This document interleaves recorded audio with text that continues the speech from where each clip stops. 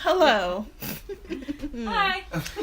Welcome to Black History Month. You know, one of my favorite months of the year. Not really. But it's the designated month where they, designated Negroes to be celebrated. Today we're going to talk about a fairly famous Negro. You may have heard of him, may have not. Henry Box Brown. He's probably one of the pioneers of the self-explanatory hood names. Henry Box Brown, because he was in a box. He shipped himself north to freedom. Sounds very, very strong black brother, but little known fact, he was a little bojangly. We're gonna go into the story. So Henry Box Brown was born around 1816 in Virginia to, in his words, good master. Warning number one. His master paid him, which was, not very frequent at the time. He had a wife, he had children, he lived in a house in Richmond, Virginia, worked in a tobacco factory at the height of slavery, made a pretty good living for himself, was able to save money as a slave. So he was on top, he was like a, low-key Diddy, probably in his city. He was living lavish, making his way. Just working hard for the white man. His wife was owned by someone else. The deal they had worked out was, I kind of, pay you to keep my wife and kids in my household. But the owner of his wife up and sold the wife and his kids downriver. I don't know if they were downriver, but he sold them. So he sold them. Wife, children. I mean, this is like the, the horrors of American history. It's self-explanatory. Henry Box Brown was like, I've had enough of this slavery shit. I'm gonna ship myself in a box up north. So he was a baller. So he saved money. And he had enough money just from his savings, not even all of it, to ship himself. Matt, insert money calculations. So I'm not good at math. It was like $1,400. Yeah. Bread. He had bread.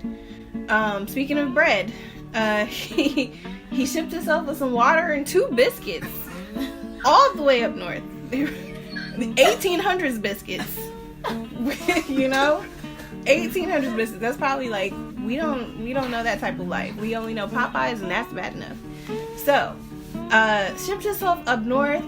Little tidbit. It was a little tough journey. I can't insert how long it took. 28 hours. 28 hours in a box. We don't know what he did to use the bathroom. They put this side up. He said he was upside down, many a time. So he got to Philadelphia, Pennsylvania.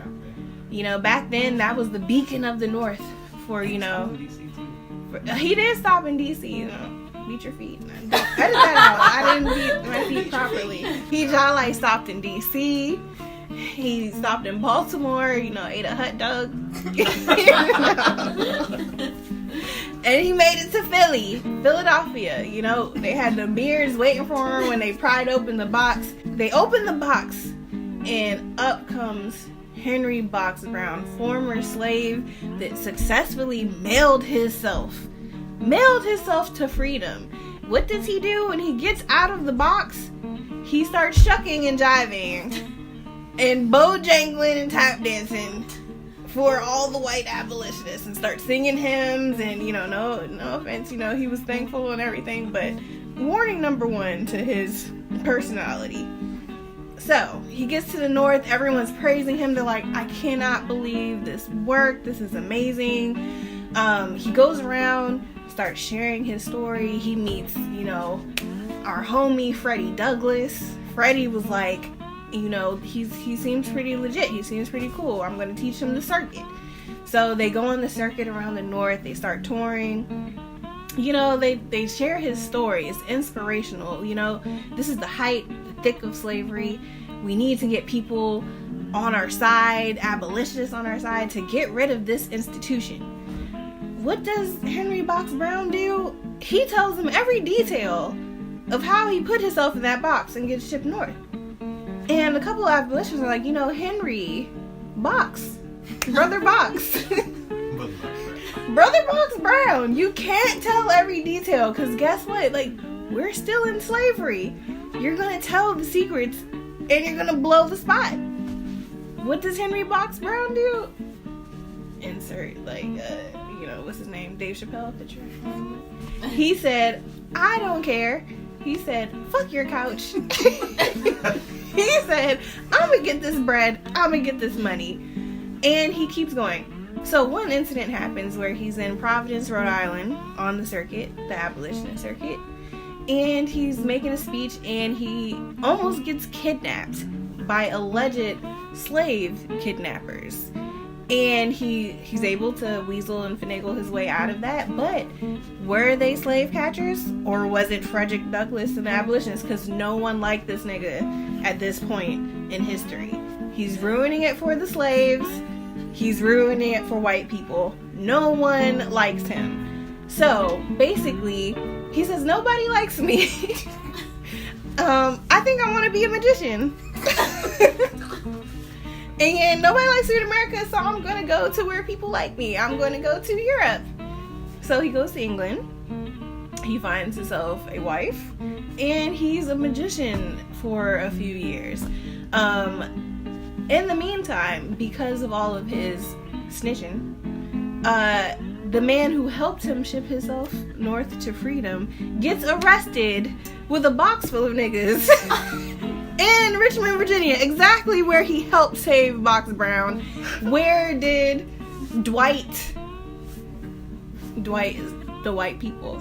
Where did Dwight find out about this operation? Henry Box Brown. He put it in writing. He put everything that he did. So they started checking all the mail, found lots of niggas in boxes, blew up the whole spot. So basically, he couldn't come back to America. He could not, they was like, no, you can't, no. So he goes to Europe and starts cooning there, gets himself a wife, and has a little box baby. Has a box baby. They start the Box Brown Jubilee, just cooning worldwide. So he was just like, I'm living my life. I have my Nubian white princess. I'm making money. It's getting around that he's making money.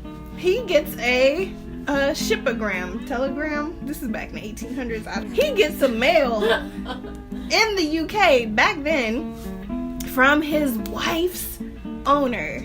And this is like an emotional thing for him. He's like, my wife, my children, I haven't seen them in over a decade. I have no idea where they were sold. He gets information about them. The owner says, I will tell you where they were sold. And also, me and the owner I sold them to, we see you getting money. We see you in the press. We see you cooning. We know you're making money. We would like to sell your family back to you. We know you're good for it. We see you on the Forbes list. So basically, he's emotional. He has his new family, but it's like his wife, his 3 children. Also, his wife was pregnant when she got sold. 4 kids now. One he never met. What does he say? Nah. He doesn't want his family back. He has the money. He's got the bread. He didn't want his family back.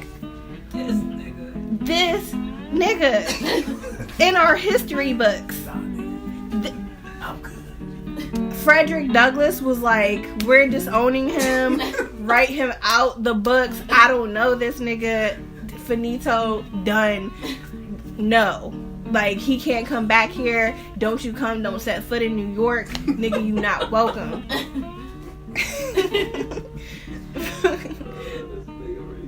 Fuck your set in the set you claim. I don't even know how you say it.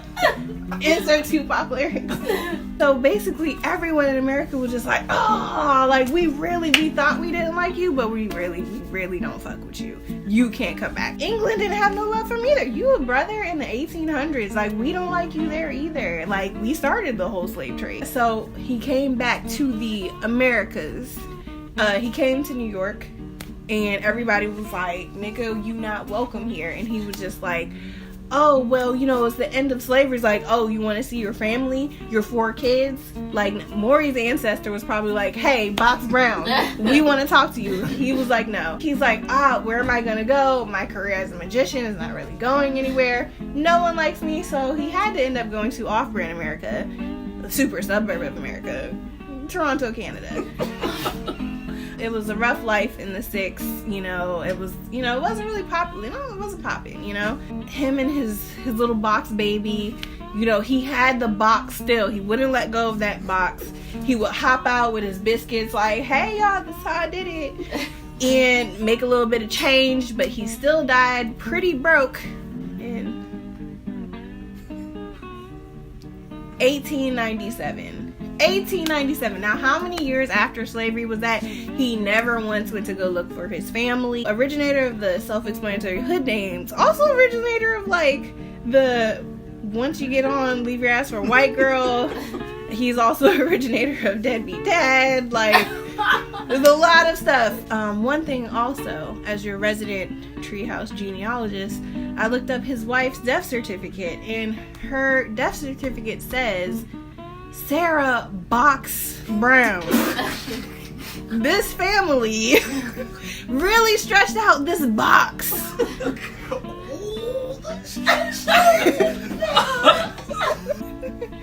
Pause.